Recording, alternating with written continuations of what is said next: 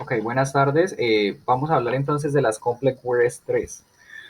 Estas Complex Words tienen una división, bueno, una Complex Word es cuando son las palabras que tienen más de una unidad gramatical, es decir, que están compuestas por un sufijo, por un afijo, tienen una adicional, además de la forma base, tienen una parte de la palabra al inicio o al inicio al final, ¿sí? O al contrario, es una compound word.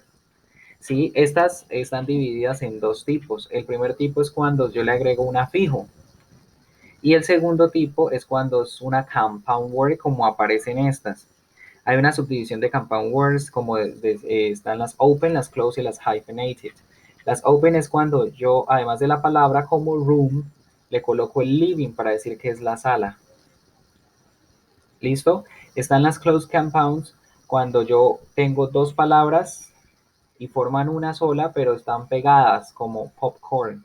Y están las hyphenated compounds cuando están separadas por hyphens, por guiones, ¿listo? Como self-esteem, por ejemplo, autoestima. Bueno, ese es el segundo tipo. El primer tipo es cuando le coloco los afijos, pero hay una subdivisión además. Están los free morphemes y los bound morphemes.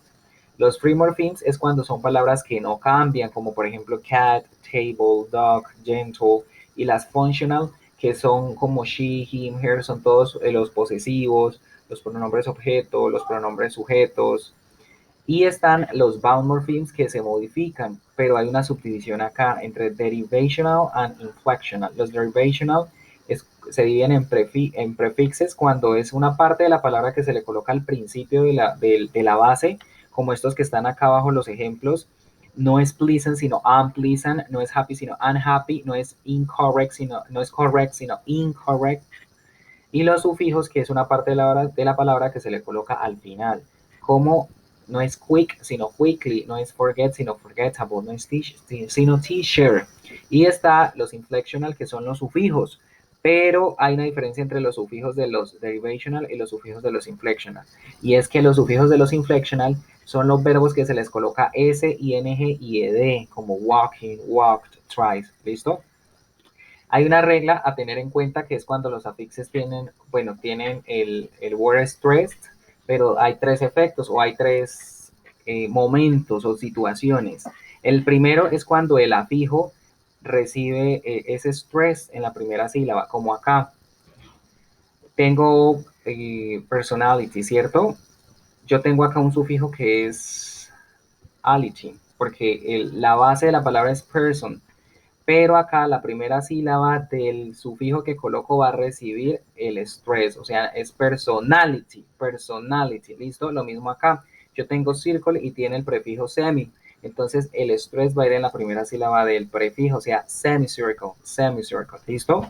Esa es la primera situación. La segunda situación es cuando la palabra es stressed en el afijo, así, perdón, la palabra tiene el estrés como si el afijo no estuviera ahí. Es decir, como pleasant, ¿dónde va el estrés en pleasant? En la primera sílaba, ¿cierto? Pleasant. Yo le coloco el afijo, en este caso prefijo, pero no altera el estrés de la palabra, o sea, va a ser unpleasant. No lo va a alterar. O como acá, marketing. Acá tiene un sufijo que es el ing. La palabra sería market, pero yo voy a pronunciar la palabra como si no estuviera ese afijo, o sea, marketing, se mantiene en mar, ¿listo? Y el tercer caso es cuando el estrés permanece en la base, no está en el afijo, pero cambia dentro de las sílabas de la base, ¿sí? Por ejemplo acá, magnetic, ¿sí? Magnet, magnetic. Entonces, acá yo tengo el IC, que es el que yo le agrego, porque la palabra base es magnet, ¿cierto? ¿Dónde lleva el estrés? En la primera sílaba, magnet, magnet.